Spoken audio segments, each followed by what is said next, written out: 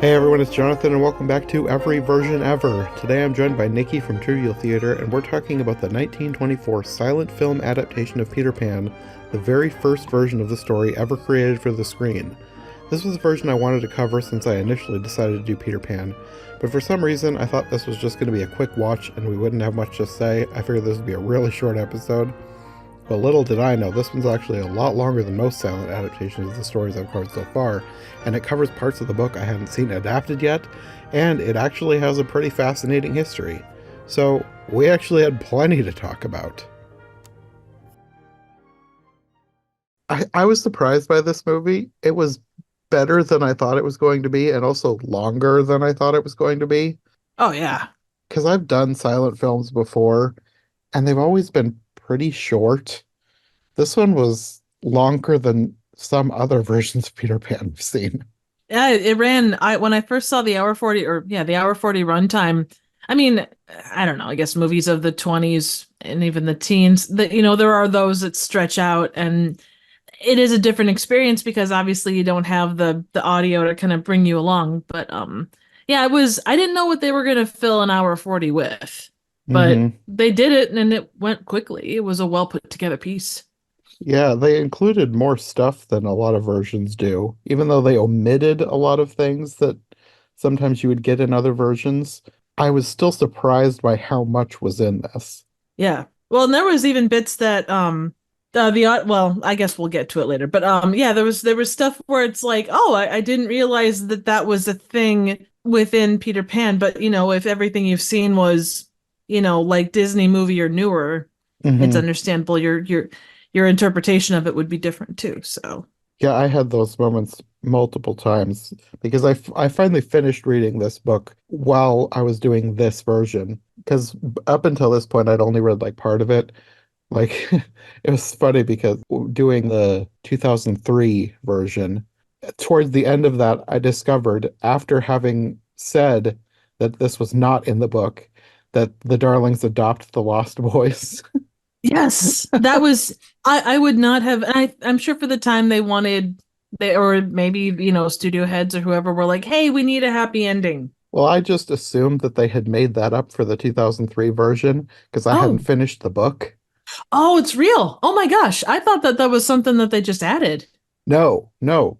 That was the Oh, thing that I discovered while do in the middle of recording the other podcast oh my because gosh. I was recording with Conrado and we were talking about that and I said that that was not in the book. And then we've talked about something else, moved on. I looked up something in the book later on, closer to the end. I was like, oh, wait a minute. That actually is in the book because I hadn't finished the book at that point. I finally finished it while I was making notes for this one. Right, right. I didn't realize with this that it was a play before it had been made into a movie, which I for the time it came out in like 1904 or 1905, I think. So a play would have been the place you would go because Hmm. movies at that point were still very, very new, or long form movies were still very, very new. But I always thought with most of this stuff, you assume it goes the other way. Yeah. Well, Peter Pan has the history kind of jumps around as to what it was because it started out as a chapter in another book, and then he Right. expanded that chapter into a book and then into a play. And then I think he wrote a different ending for the play, but then he changed that ending into something for the book. I think he might have published that on its own as well, but the version that we have now is not how Peter Pan started out. Oh, It kind of jumped around before he finally got right. to the finished Peter Pan that we know today. And I do have to, and this is, we were talking about this off air, but it struck me, like looking up the trivia on this, that J.M. Barrie was alive during this. Like this came out in 1924 and he died in 37. Hmm. And obviously today, you've got like J.K. Rowling, you've got all kinds of authors that see their works brought to the screen. And I guess it's an age thing. The retrospective of thinking, oh my gosh, this guy that wrote this thing that is so culturally well known Hmm. is was there, and he picked out the person that played Peter. He had worked on scripts and things like that for this. It's amazing. Yeah, that surprised me too, because I hadn't like he's not listed as like a director or anything, but I started reading about the film. And I was like, I got to Betty Bronson being picked as Peter Pan, and it said that J.M. Barrie himself had picked her out. I was like, wait, what? He helped make this thing? Yeah. I had not known that. It's crazy. And oh my God. And also that this was the movie itself was actually lost for a while. Hmm. Because back in that point, like when prints went out to theaters, there wasn't one print that was kept as like a master. They would just send prints out to various places. And, after that was done, for the most part, those prints were tossed. Yeah. And that was located, where was it located? Well, Um, there were two copies found. There was yes, one, it said it was found at the Eastman School of Music in New York. And then the other one was at Disney because Disney had gotten a copy when he'd acquired the rights to make this. Like he acquired the rights all the way back in the 30s. Like he didn't make it until the 50s, right. but he was planning ahead. This is something he'd wanted to do. I think this is one of the ones that got delayed because of the war, I wouldn't be surprised. but he had gotten a copy of this back then and it was still in their vault. So the version that, or the copy that Disney had, as well as the one from that school, were combined and restored to make the version that we have today. Right. And it's a beautiful version. It's like, you've even got some of the coloration that comes with a lot of silent movies. Hmm. Um, Not like full scene coloring to kind of show mood, but just like near the end when Hook attacks the Lost Boys, like the little mushroom is blue. I think that's really the only example of coloration in there. But no, it was yeah, it was cool to see. It was not that I mean a lot of stuff from the silent era is well preserved or maintained, but this it was a very very nice copy. Yeah, I was surprised because I've done other versions, like versions of other stories, like most notably like Christmas Carol and Alice in Wonderland. Hmm. And a lot of those, sometimes it's like almost impossible to tell exactly what you're seeing on screen because Yeah. they're so degraded. But this one was like pristine almost. Like it wasn't Hmm. absolutely perfect, but it was the one of the most perfect old silent films that I've seen. Oh yeah. It wasn't Star Wars Holiday Special level. No, it was the picture was even better than that kind of. Oh wow, yeah. I do also have to add just real quick that, and I know why. Like I think they were going in order of appearance, but I love that Nana gets top billing. I wrote that too. That Oh, that cracked tickled me me up. something. Nana gets top billing. Yes.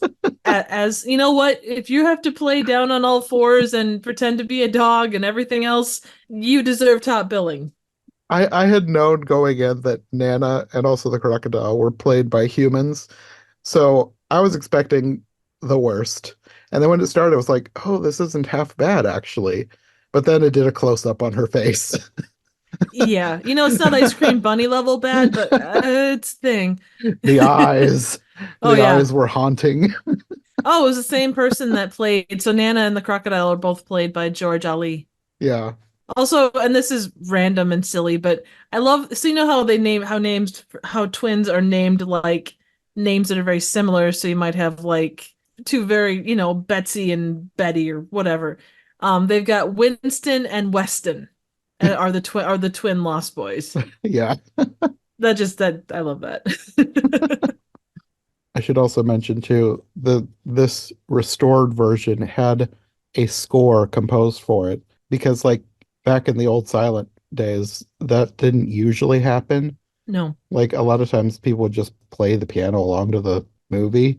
Yes. It didn't always get like an actual score. But this one, when the full restoration was made in 94, Philip C. Carley composed a score for this. So we actually have music that was written for this movie. That's cool.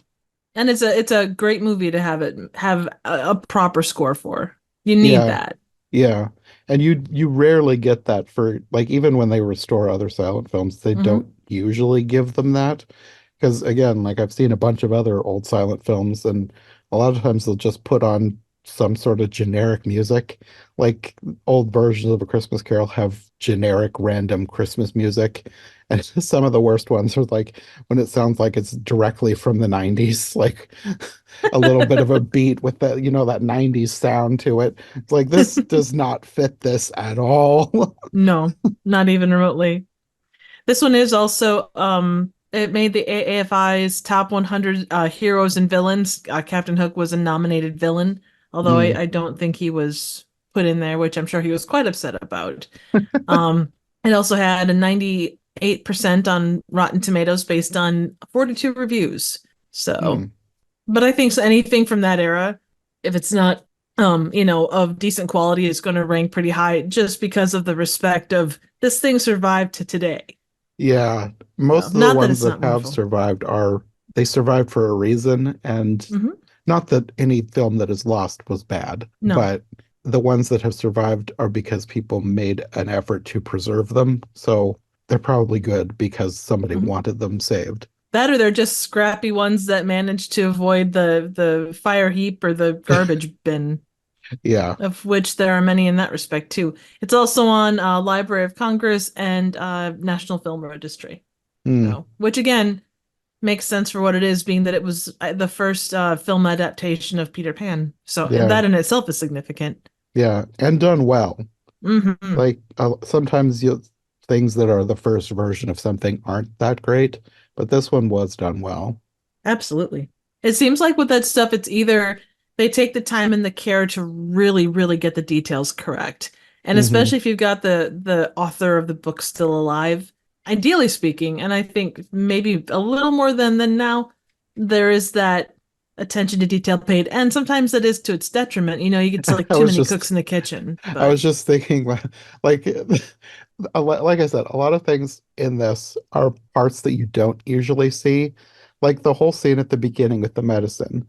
Like that is definitely from the book, but it does not really need to be included. I think the only reason that they kept it, at least in this version, is so that you could tie it back in towards the end when it's like an important plot point that children need to take their medicine. mhm. And Um, they spent so much time with that in this, and I don't know that it was that necessary. No, definitely not. But given everything, the important points of movies, and not, I mean, your main points are always going to be kind of consistent with movies. You focus on, the things that drive the plot. But some of that stuff, like you say, I think that it's movie making was a little bit more, not slow of a process, but there was a little bit more room for like other stuff. Hmm. So, I also wonder if it's something like if they were trying to go for a longer movie, but there is a lot of stuff in the book that would have been next to impossible to do at the time. right, Like they completely cut out the scene of them actually flying to Neverland. They didn't even do a montage. Like a lot of versions will just do a montage and not even include the conversations. But they right. didn't do that at all. And they didn't do it like the scenes from the book with the mermaids. They made up a new scene, which was weird, but anything that would have taken a lot of special effects, they didn't do. So I'm wondering if they kept the medicine scene that long just to fill time. Possibly. They did have at the very like as soon as they started flying, they did have them like model of the city and then flying over the city. Hmm. Although, so that's one thing I do have a question about, and I know that the original story takes place in London, and I assumed that every version of this basically took place in London. Yes. What was going on with all of the US talk? And the only thing I can think is that post World War One, there might have been something about like, hey, we're playing to a largely American audience. Let's do the American thing. Or I had no idea what was going on. But multiple times, like, hey, kid, you want to be a pirate? Yeah, as long as I can be for the stars and stripes. That cracked me up so much. That those lines, I was initially confused. I was like, what on earth are they doing? So I looked up those specific passages in the book. They're not taken word for word from the book, but they are taken from the book. But any reference to England or Britain was replaced with an American reference. So I'm not. those lines are sort of in the book, but I guess there, like I said, there are things in this that are like almost too close to the book. Like they really tried to go for an adaptation of everything as much as they could. So Mhm. I'm wondering if they just did that and we're like, well, we're not in England. We're in America. We got to make this American. I don't know. I could see that, and that was kind of my thinking was just the fact that, it's an American distribution company. It's made in the States.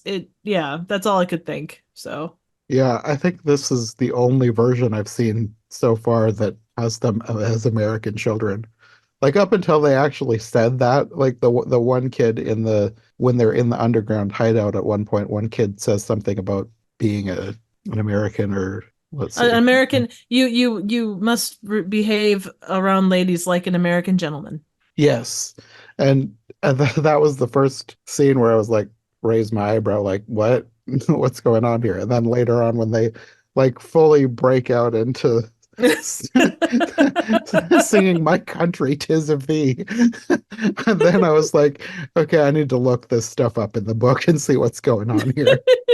There was not a scene where they all sing a song in the book, though. That the scene singing My Country, 'Tis of Thee was definitely added to this version. Yeah. Yeah, like I said, the beginning of this, a lot of it is from the book more so than other versions, including the fact that, like, it's not exactly the same, but Mrs. Darling sees Peter Pan at the beginning, and she's the one to put his shadow in the drawer after it gets caught in the window, which I think usually they have Wendy be the one to find his shadow. Oh, And it's in the book, Mrs. Darling is the one who puts the shadow in the drawer. So that was another thing that I was kind of surprised they actually did for this version. that is interesting. There was definitely, and my experiences with Peter Pan generally, like it started with the Disney movie. It was anything in the 90s. Obviously, we did Hook, and some of the more recent adaptations that have come out I've seen. But yeah, anything pre that, they all kind of follow the same thing where it's you see a little bit of Mr. and Mrs. Darling, but they are very auxiliary characters. Yeah. And you don't always get Mr. and Mrs. Darling seeing the children leave. Right. Like that is also from the book, and they are gone for a very long time to the point where they're like despairing. Like by the end of the book, Mr. Darling is living in the doghouse depressed, like literally living in the doghouse because he blames himself for what he did with Nana.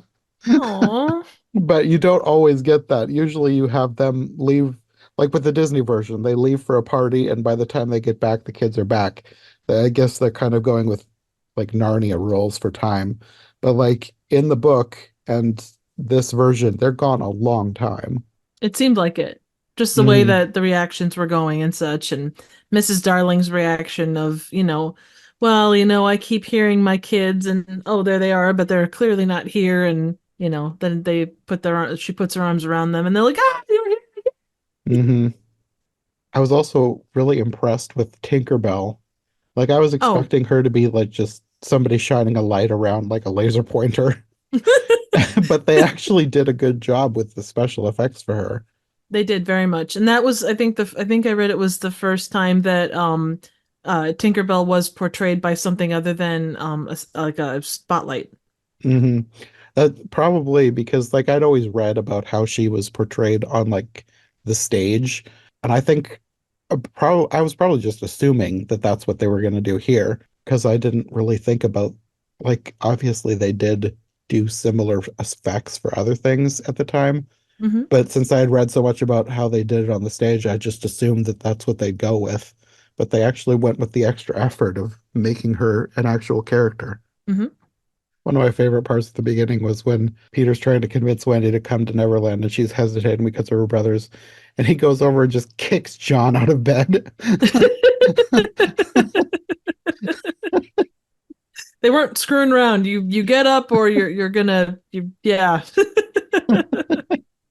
And then when they go to Neverland, another thing that just made me laugh was, like I said, they skipped all of the scenes with them flying, and that you just kind of have sort of a montage of scenes on Neverland, like establishing shots. There's like a pack of wolves who are just humans in weird Nana suits, and also a lion who is immediately killed by Tiger Lily's tribe, and the way that it falls over and dies, I just burst out laughing.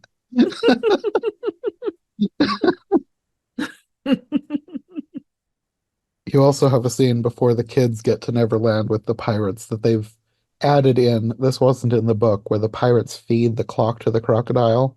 I think in the book it's sort of explained as more of like an accident, like the crocodile ate a clock and they were happy that they now have a way to figure out where it is so they can avoid him. But in this version, it has Hook feeding it to him on purpose so that they will always be warned that he's coming.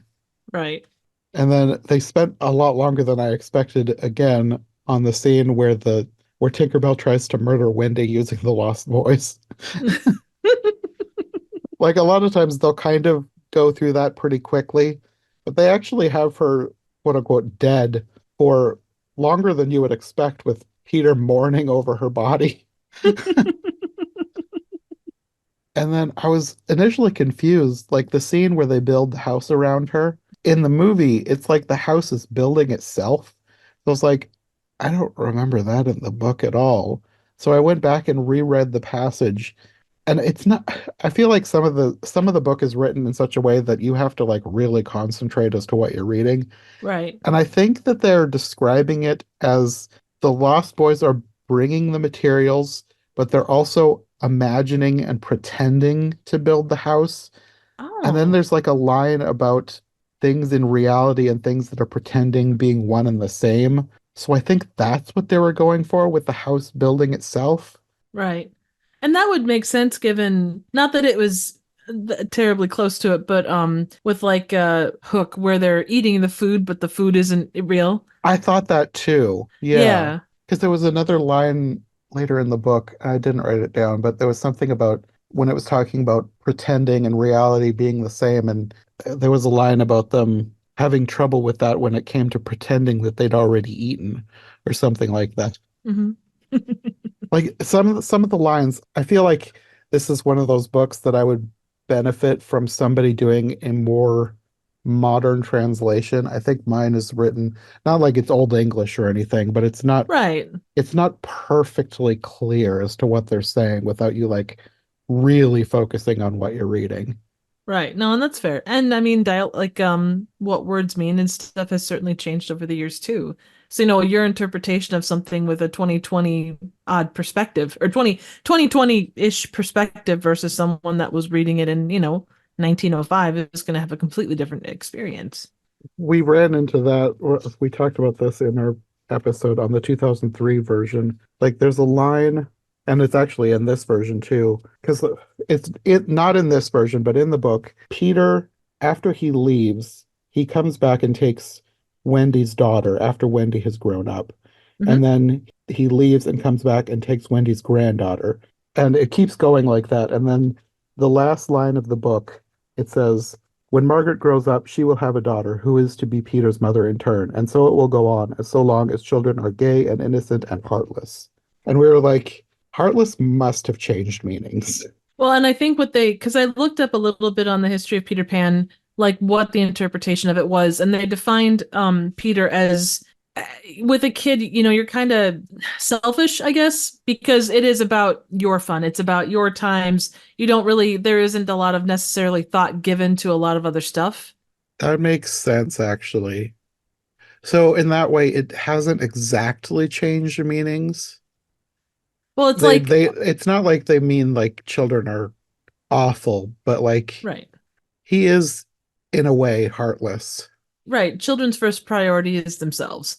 Like he's so fascinated. There's a line about death would be an incredible adventure, is one of the lines that they referenced. Yeah. And they were talking about how Peter wasn't really focused on the fact that, and I think it was when Wendy was, quote, killed by Tinkerbell, but I think that's when it was referenced. But basically it was like, he was more interested in the perspective of, ooh, look, here's a thing I haven't seen before versus oh my gosh, this person that I brought here is, been killed by one of my people. Ah, you know? Yeah, I don't remember where that line was used in this version. In the book, it's used in a scene that they omitted for this version. Mm, Because in the book, Tiger Lily is captured by the pirates, And this is the scene that they usually put in versions, so it was kind of weird to have it not be in this one. But Tiger Lily is captured and Peter is injured in the fight. And I think they're like on a rock or something, and the tide is coming in, and they're both of them are unable to fly. He's with Wendy, and they're alone. And I think one of the Lost Boys flies a kite out to them, and Peter ties Wendy to the kite so that she can fly away and escape. And he thinks he's going to die, and he says to die will be an awfully big adventure. Oh, okay. That would make sense. But yeah, that scene is not in this movie. That was just Right. one of the ones that No, they no. omitted. I would imagine too that would be, I mean, even given the effects of this era, you're still talking a movie that probably didn't have a massive budget. Even if they were able to do the effects at that point, trying to, do that kind of a thing that would take quite a lot, I would think. Yeah. Yeah, they used the flying pretty sparingly. I think the way they did it worked well. I thought it was kind of impressive how well they were able to do it. It wasn't perfect, but it was better than I expected it to be. When they go to jump out the window and go take off into flight, the little kid, John, is John the little one or is it Michael? Michael's the youngest. Michael, when he goes out the window and he takes off to flight, I just imagine them outfitting that poor little actor in whatever harness they were going to use to have them fly. Like, okay, kiddo, get ready to fly. He's like, ah. Also, when Mr. and Mrs. Darling come back to the house and you see them all like flying in a circle, it's like they were all attached to a ceiling fan, just like going really quickly. It's like Yeah. But yeah, like I said, there's a big chunk of the middle of the book that they did not include, which I think is most of the stuff that they would have had a really hard time adapting. But because of that, they don't have the scene where Peter saves Tiger Lily. So I think basically just the tribe and the Lost Boys are all just friends in this version. Like yeah, they're in the book that's more of like semi-antagonistic relationship at the beginning until Peter saves Tiger Lily, makes sense. which it's probably fine because I was kind of like this movie is again it's not perfect, but there was a lot less like overt racism than I was expecting because there is kind of a lot in the book. Like it's kind of cringy in places. There was a line about the losing to the Redskins. All I could think was the Washington Redskins. How did people lose to them? They're a terrible team. Yeah, I think well they're called that in the book too, but like the worst thing, I believe it's called like the Pickaninny tribe, which Oh doesn't even yeah, make sense because I thought that that was like a slur for it like is. slaves. So it seems weird to have it be for this tribe, but like I'm not up on all of my slurs, so I don't know That's for not the sure. worst. That's not the worst thing in the world by any stretch. I found it really interesting, and most time in those cases, in regarded, that's probably more down the road a bit as far as like the history of Hollywood. But the fact that they had a Chinese actress, Chinese American actress, play Tiger Lily was really interesting. Like, because most of the time they would just do like whatever brown face or whatever on just a white actress and call it a day. But it was actually a really well known or became well known actress by the name of Anna Mae Wong, really well known back in early Hollywood. So. Yeah, I'd never heard of her, but I thought that was interesting because I did look to see who had played her. It's like, hey, we're gonna get you a role. Oh, yay! You're gonna be playing a Native American. What? But I mean, that was a kind of a thing, and even, black and white aside, you'd have Italians doubling for Latinos or Uh-huh. whatever it might be. I mean, It's like we I need a don't know. non-white person. There's one. You'll do. The wrong kind. Oh, nobody will notice. Not that it doesn't happen nowadays, but thankfully it happens a lot less. Yeah. So you have the scene with Wendy telling the boys a bedtime story and inviting the Lost Boys to come home with them. And that's where you get the first line about behaving like an American gentleman. And they're being guarded by Tiger Lily's tribe. Like they're all outside. And Wendy is trying to get Peter to come home with them, but he refuses. Like they skipped over so much. Like they basically arrive at Neverland. Wendy is shot down. They build a house around her. Then they go down underground. She tells them a story, and then they decide to go home. There's there's so much more in the book that happens, but they skip over all that. But anyways, this is where Wendy tells him that even if he doesn't come home with it, he needs to remember to take his medicine because that was a thing in the book. For whatever reason, kids need to know to take their medicine. Absolutely. It is quite important. So she leaves him some medicine and they're preparing to leave, but then you hear the battle start outside. And it's not very clear, either in this version or the book, exactly what happens. The book basically just says that there was a massacre and they want to get this over with quickly. And it doesn't explain what happened to Tiger Lily either. Like there's a line in the book about her cutting her way through several pirates, but I'm not sure that she's mentioned again after that. And it's kind of heavily implied that almost her entire tribe was wiped out. So I don't know if that includes her or not. Ooh, that's not good. Yeah.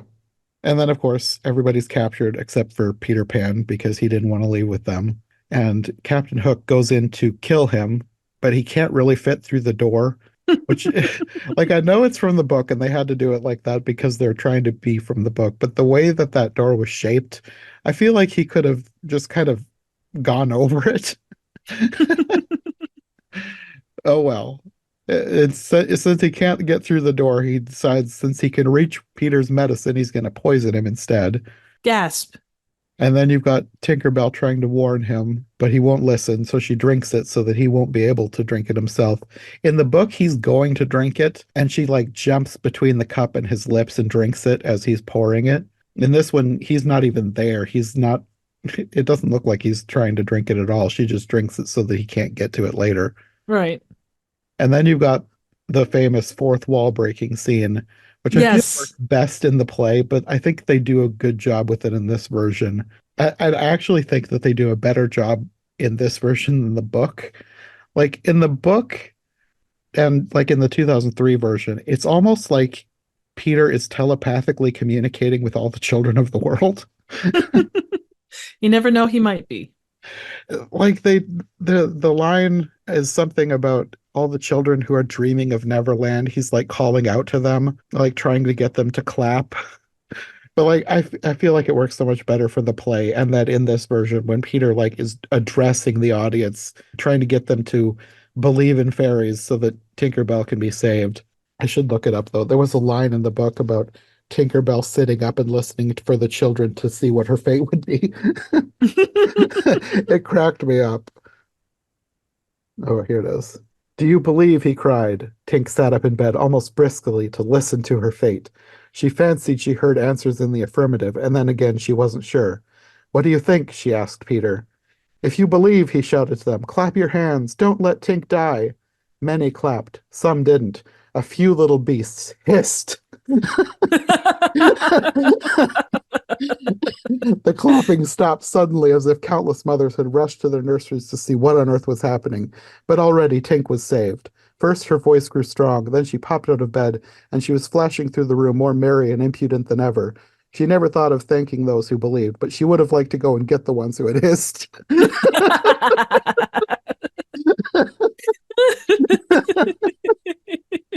I love Tinkerbell. Oh She's yeah. kind of terrible, but I love her. Yeah, she's very much of her own mind. There's no doubt.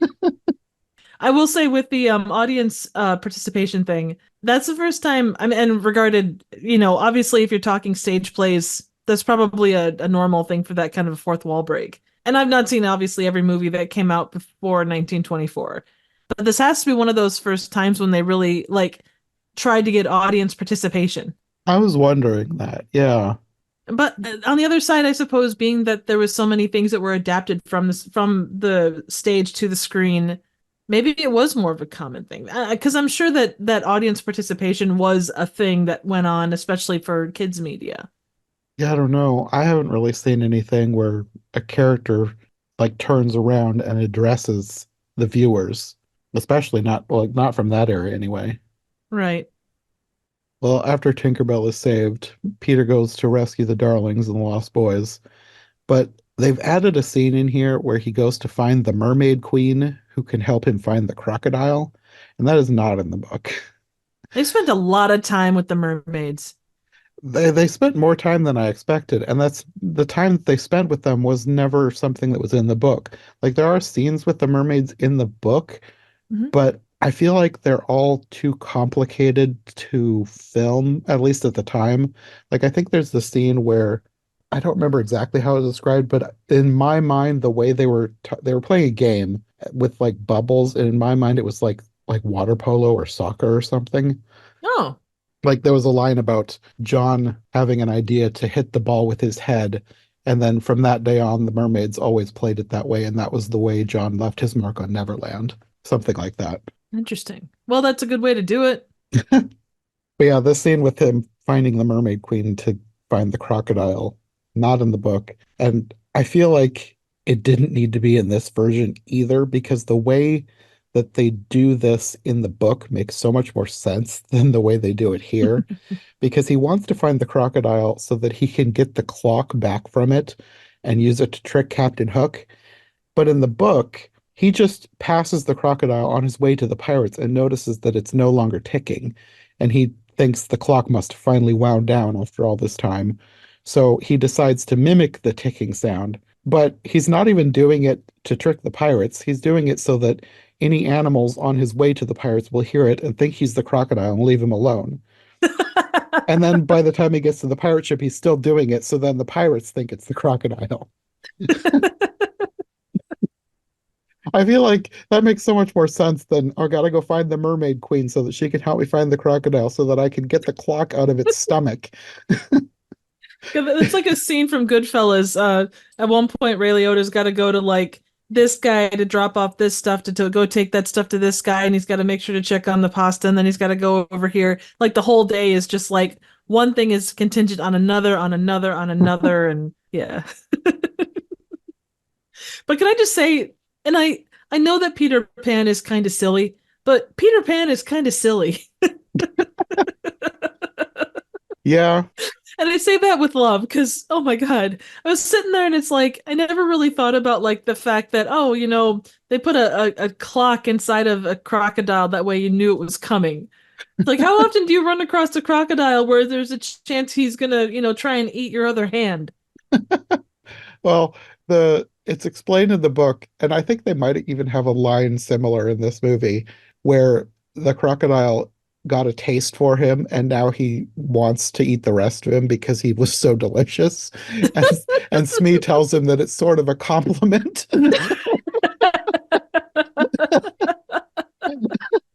which Hook does not want to hear. There are a lot of cute little moments like that. And obviously, with this one, they weren't probably going too far off the source material as far as what was said. Obviously, as you said, they kind of added and took away certain scenes, but I don't know, like the just some of the verbiage is so cute. Uh-huh. Like genuinely it's adorable. Yeah. But then we get to the ship where Captain Hook is trying to convince the Darlings and Lost Boys to join him. And then this is this is the other hilarious attempt at turning it into an American story where he says he wants to be a pirate, but can we still be faithful to the stars and stripes? No, then I refuse. And I refuse too. And then they really get the pirates goat by starting to sing My Country 'Tis of Thee. Yes. Which is similar to the book, but like in the book, there's a longer scene of John kind of waffling back and forth of whether he wants to join the pirates or not, and Michael thinking that he'll do whatever John does. And then he finally asks if they would still be respectful subjects of the king. And Captain Hook tells him that he must swear down with the king. And he refuses. And one of the Lost Boys shouts, "Rule Britannia!" Which I thought was kind of weird and hilarious because it's firmly established that the Lost Boys are babies who fell out of their perambulators and grew up in Neverland. They should have no idea what England even is. That just goes to show you how deep the love of country goes in these boys. Apparently. Yes. But then you have them going to get Wendy, and she tells the Lost Boys that she has a message from their real mothers, and she hopes that they die like American gentlemen, which is kind of hilariously morbid. But that Yeah. actually came from the book too, except she says English gentlemen. Right. And and instead of starting to sing My Country 'Tis of Thee in the book, they're basically just roused into fighting and it impresses the pirates. So it's technically true to the book, even though they put their own American spin on it. Right. The part where it's another one of those things that just kind of like, and I'm sure that it's probably in the book too, but when Mr. Smee goes over to Wendy and he's like, "I'll set you free if you'll be my mother," and she Yeah, goes, that's in the book. Yes. "Is that why there's so many pirates? Because they don't have mothers? I feel bad for them." No, I think one of the things in the book was the pirates are considering making her their mother. And then you have the scene from the book where Smee goes over to her when she's tied to the mast and says he'll set her free if she agrees to be his mother. And she refuses. Out of curiosity, how much difference is there supposed to be in age between Wendy, Michael, and John? I'm not sure. Like, is she like 12, 13, probably? I've always thought of her as like somewhere between 10 and 12, but I'm not sure if it actually says that. Because one of the trivia pieces was there were only 3 years between Mrs. Darling and her, like the actresses, which would make sense for the time. Like that's kind of how they rolled, but I didn't think about it, but I did think that the actress who played Wendy seemed a bit old. yeah. I mean, you look at the one from Peter, like the Disney Peter Pan, and you definitely get younger girl. So Hmm. Their ages are not explicitly stated in the book. Wendy is typically portrayed as around 12 years old, while John and Michael are younger, likely around 8 and 5. okay, that would make like the boys made sense. I just was never sure of Wendy and the way that girls look as they age. It can be a little hard to tell, but yeah, Hmm. the actress portraying Wendy in this was definitely a little older than was probably meant to be portrayed. But again, that's not outside the box in a lot of cases. Yeah. In my head, Wendy has always been somewhere between like 10, 14 at the very oldest, but kind of around 12. And Right. John is like between 8 and 10, and Michael's like 4 to 6. Mm. But Hmm. it apparently is never said in the book. And I didn't remember reading that, but that confirms it. And then you have Peter arriving at the ship and actually killing off the pirates one by one, which is actually in the book. Like stabbing somebody in the dark, and then somebody comes out and says, "So and so's dead." And then they go in and they get stabbed.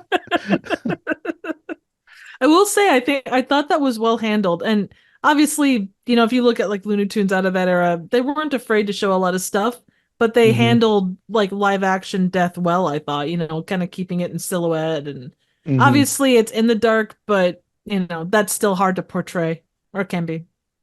Then you've got the big battle. And I love the scene where Michael kills a pirate. At least he thinks he kills a pirate. He's like standing over the body and yelling to Wendy that he's killed one. And she's like, "That's awful." But then the pirate gets up and runs away and Michael chases him. But in the book, I think he actually did kill one. So Oh, wow. Well, you know what? If you're gonna kill, I guess start at an early age. got to get some early experience. You do. Experience is key. They're never gonna take you seriously if you don't, especially if you're going to be a pirate. And then you get a scene that's not usually adapted, at least not in ones that I've seen so far, where Peter actually stabs Captain Hook and he declares himself to be joy and youth and a little bird that has broken out of the egg. That's actually from the book. Oh wow. And I think I read something where like the way that Peter's described in the chapter, like the book is called Little Bird or White Little Bird or something like that. Like that's kind of where the notion of the bird thing came from, was the initial book that he was featured in. It might have, like, little, I think you're right. There's like a little white bird, but I don't remember if that might have been the name of the book where the chapter was taken from. Yeah, The Little White Bird. It was a book for adults, but there was a chapter in there about Peter Pan, which then he turned into the play and the book and everything else.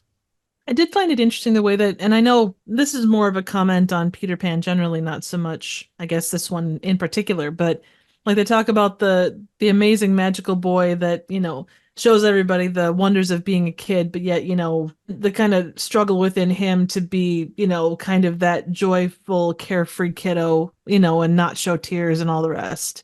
Hmm. He's kind of a complicated character. Yeah, oh, very much. In the book, too, there's a line about like Mrs. Darling is remembering a story that she heard about Peter Pan being the person who guides children to heaven when they die. Like if a child Oh, dies, Peter Pan oh is the one who wow. takes them like halfway Oh, there so they won't be scared. right. Wow. That's beautiful and very dark. Yeah. Well, even like J.M. Barrie, like the idea of Peter Pan was based off of his brother who died at, I think, 14. Yeah. I don't remember the exact age, but he did get the idea after his brother's death. Yeah. Like he like fell through the ice or something. I Like think there was a so. skating accident, I think. Yep.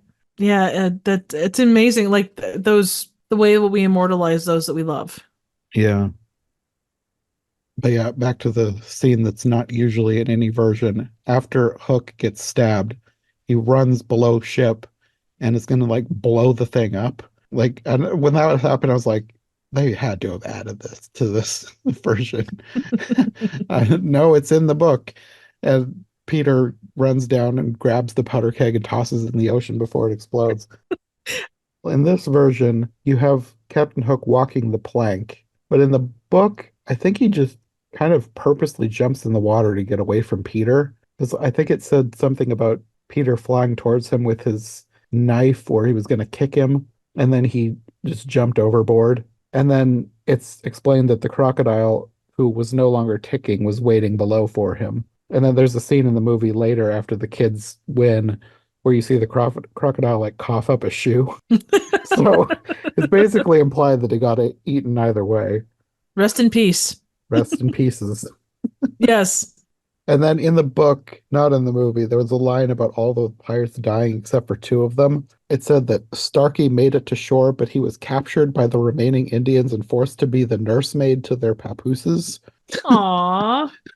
which is described as a melancholy come down for a pirate. Melancholy Come Down sounds like a great punk band. I was thinking it sounded like one of those quiet big band things. Melancholy come down. Oh my gosh, you're right. It totally does. It was something that would play on Lawrence Welk. All right, we're going to play Melancholy Come Down, the one and the two and the... And then the other pirate that survived was Smee, who afterwards made a living traveling the world telling stories of his time as the only pirate that Captain Hook feared.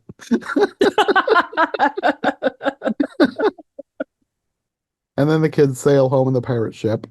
And then you get a scene where Peter goes ahead of the Darlings to try and lock the window so they can't get in. And they'll think that their parents don't want them anymore and they'll go back with him to Neverland. And that's actually from the book. That's like it's not a scene that you're very familiar with usually, like if you're thinking of the Disney version. Mhm. Like that's not usually how it goes, but it is in the book. He doesn't want Wendy to go back, so he tries to trick her into thinking her parents don't want her. But then he sees how sad Mrs. Darling is and decides he's not actually going to do that. Aw. At his heart of hearts, he's a good people. And then you have a scene where, like, at the time that we watched Hook, I had not finished the book. But this scene, I think, was adapted to the end of Hook, where the kids get home and then go and get into bed so that, like, it would be like they never left. Because remember that happened in Hook, and I was talking about, like, why did they do that? I think they were adapting that scene from the book for the end of Hook. Very possibly. In grand scheme, it would make sense. Hmm. And then you get the scene with the Lost Boys revealing themselves and being adopted by the Darlings. And they're all still decked out in pirate attire or pirate attire. Yes. And most of this, like this, the Lost Boys and stuff, like the original story, because like I said, there was like, I don't know how many different versions before we got to where we are now. It didn't initially end with them being adopted. I think it ended before the final chapter because the final chapter called When Wendy Grew Up, I think that that final chapter is what he added. And the way it initially ended was like almost depressing Oh. because like they get home and they're reunited with their parents and Peter is watching through the window and it's described as he's looking through the window at the one joy from which he must be forever barred. Oh. But then in the chapter that he added, that's when you get the revelation that the other boys came with them and they get adopted. And then you get the scene with Wendy and her mother trying to convince Peter to be adopted as well, and he refuses. And then that's where they end the movie. But then, like I said, in the book, he actually does go back. I think he at least one time he brings her back for the spring cleaning. And then after that, she doesn't see him again until she's an adult. And then he takes her daughter and then her granddaughter. And then that's the line about it will keep happening that way as long as children are gay and innocent and heartless. Man, it's such an interesting story. Yeah, it's a lot more interesting than you would get just watching the Disney version. Because Oh there's, yeah. like, I mean, with that's how it is with most movies, not just Disney, but like when you read the book, there's so much more to it. And it's always interesting to see what different versions choose to include in their adaptations and what they leave out. Agreed. Anyways, I suppose that will be all for this episode. Do we need And to clap to bring Tink back to life? well, you say that, but by the end of the book, she was dead. She actually died by the end of the book because Oh, there was a line where when Peter Pan came back to get Wendy for the summer trip, that by that point Tinkerbell had already died because fairies don't live very long, oh, and he had that's forgotten about her. oh my God. That was another thing. I guess we're not done. Back this movie omitted like a huge key part of the book. Like they made slight references to it, but in the book, one of the prominent themes is that Peter Pan and the Lost Boys and the Darlings too, they forget their lives. Like by the time like Wendy's the only one who is mostly not affected. She's the one who's noticing this happen. Mhm. Her brothers forget their parents. Oh Like yeah, they Michael mentions it when they get back. He's like, "Who's that lady?" yeah. That was one of the things like because they cut out the middle of the movie or the middle of the book for this movie, that was kind of happening the way through. They come to think of Wendy and Peter as their parents, and Wendy is kind of disturbed by this, and she's like, "We need to get back home before they like actually forget about our parents." Right. Well, and that's always like, I'm sorry, but Peter Pan as a dad would be a terrible idea. Yeah. I don't think it's in the book, but in the 2003 version, one of my favorite things was when he's trying to be the kid's parents. He's talking about like I think he says something about first he says they need a spanking, and then he's just gonna straight up kill them all. I mean, it's a very definitive way to be a father, I guess, but I'm not sure that's maybe the best way to go about it. How do you go from spanking to killing? He's a little terror. Well, it goes to show heartless, I guess. Yeah, yeah. Oh, early 20th century writing. Oh my Yeah, goodness. anyways, all that to say, Peter Pan forgot who Tinkerbell was by the time that he got back to Wendy. Because Aw. I think it's explained by the narrator, not by Peter, that she had died in the previous year between Wendy going back home and then Peter Pan coming back for her. And Peter had forgotten about her. That's like the kid that can't keep a turtle alive or something. It's like, oh, it went, it went up north to a farm.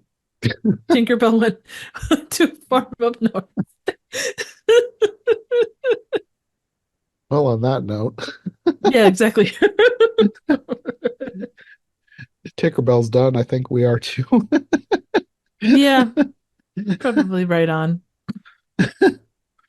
Well, I think that will probably be all for at least you and I on Peter Pan. We might do another one in the future because there's more Peter Pan. I will probably come back to the story at some point, but you'll be back next month to talk Wind in the Willows. Absolutely.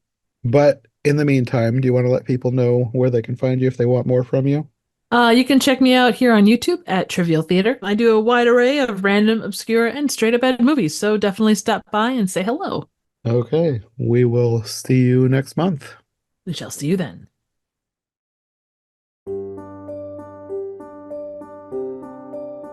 Thanks for listening to Every Version Ever. If you enjoyed this episode, make sure to subscribe and follow my co-hosts as well. My Linktree and all of our links will be in the description below. If you want more of my content, all my podcasts are available on YouTube as well as most podcast platforms.